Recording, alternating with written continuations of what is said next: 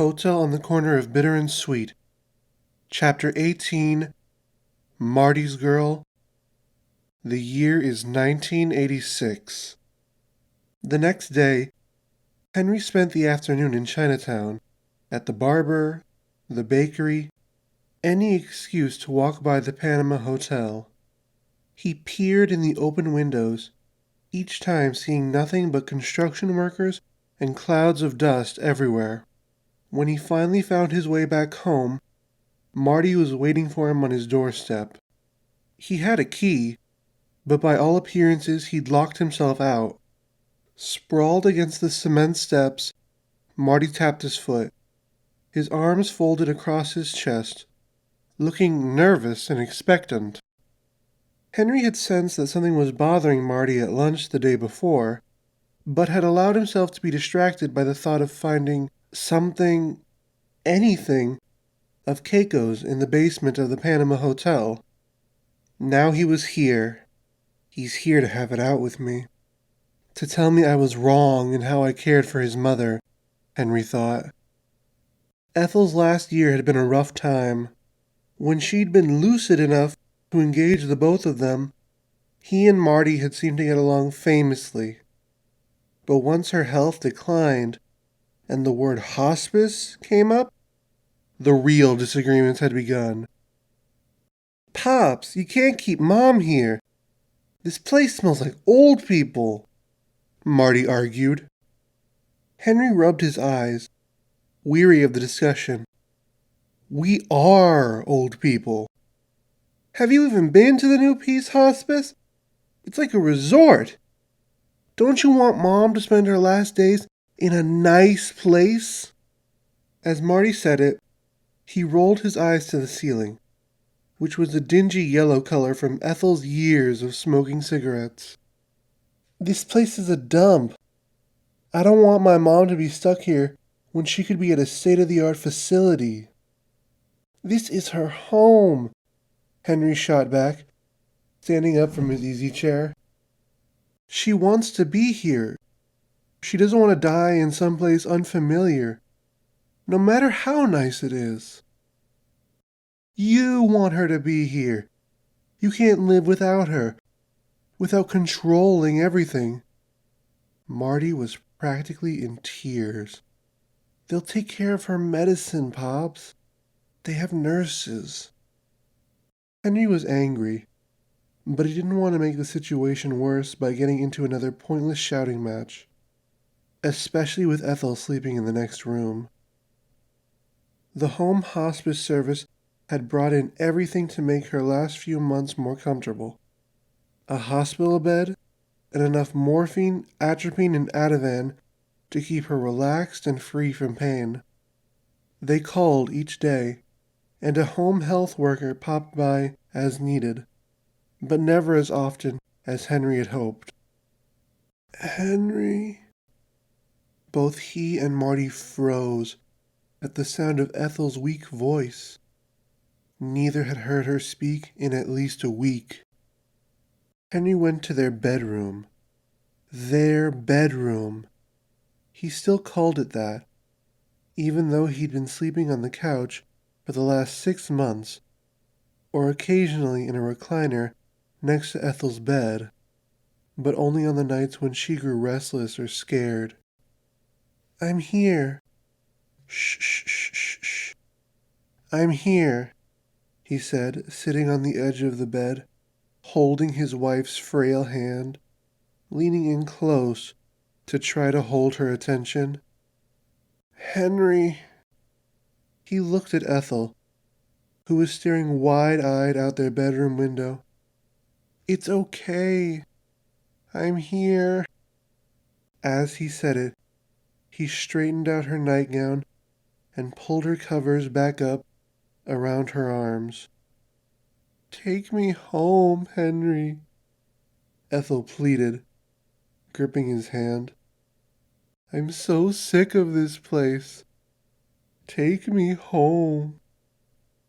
Henry looked up at his son, who was standing in the doorway, speechless.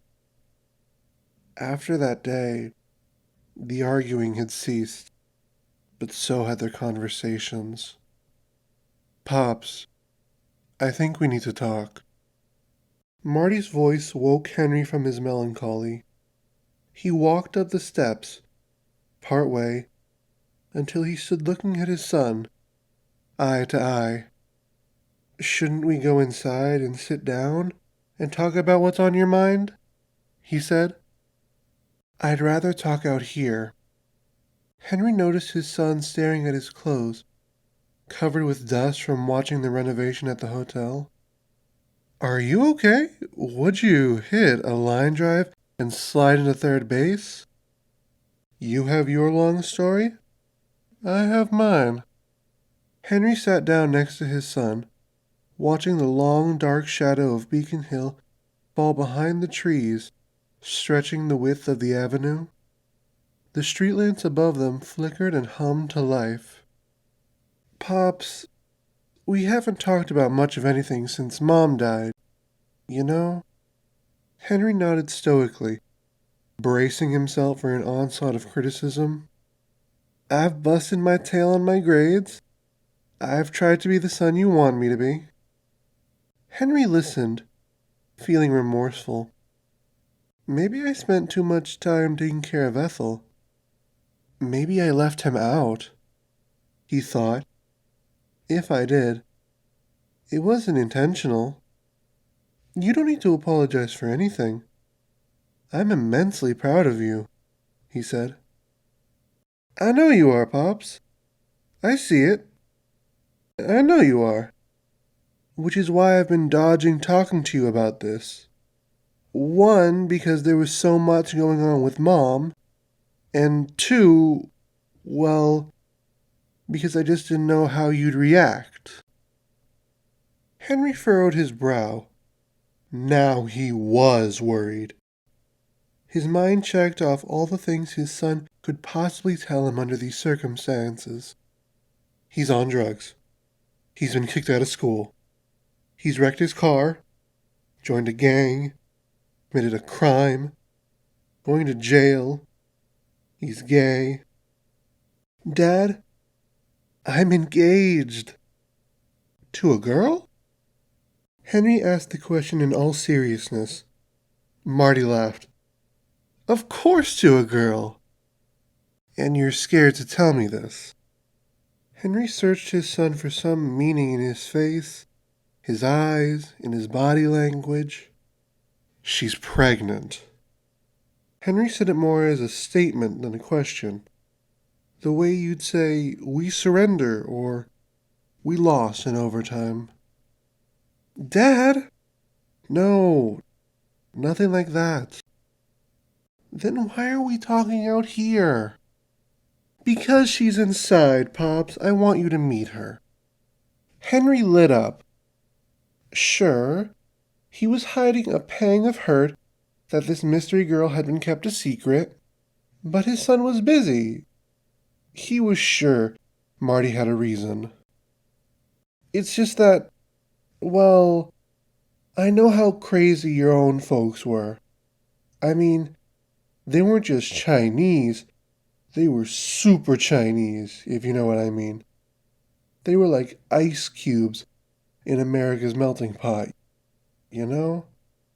They had one way of seeing things." Marty struggled for the words.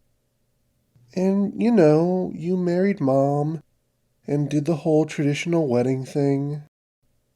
And you sent me to Chinese school, like your own old man did. And you always talk about me finding a nice Chinese girl to settle down with, like Mom." There was a pause, a moment of silence. Henry watched his son, waiting for him to continue. Nothing stirred but the shadows cast on the steps as the fir trees swayed in the slight breeze. "I'm not like Yeye, not like your grandfather," Henry said, as he realized where this was going, stunned to be categorized in the same breath as his own father. He loved his father, deep down. What son doesn't? He'd only wanted the best for him, But after all Henry had gone through, all he'd seen and done, had he changed that little? Was he so much like his own father? He heard a click as the door opened behind them. A young woman poked her head out, then stepped out, smiling. She had long blonde hair and cool blue eyes, the kind Henry called Irish eyes. "You must be Marty's father!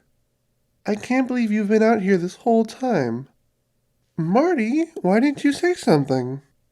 Henry smiled and watched her look in surprise at his son, who looked nervous, as if caught doing something wrong.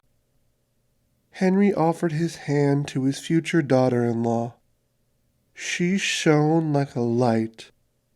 "I'm Samantha. I've been dying to meet you." She stepped past his hand and threw her arms around him. Henry patted her, trying to breathe, then gave in and hugged her back. Looking over her shoulder, smiling, Henry gave Marty a thumbs up.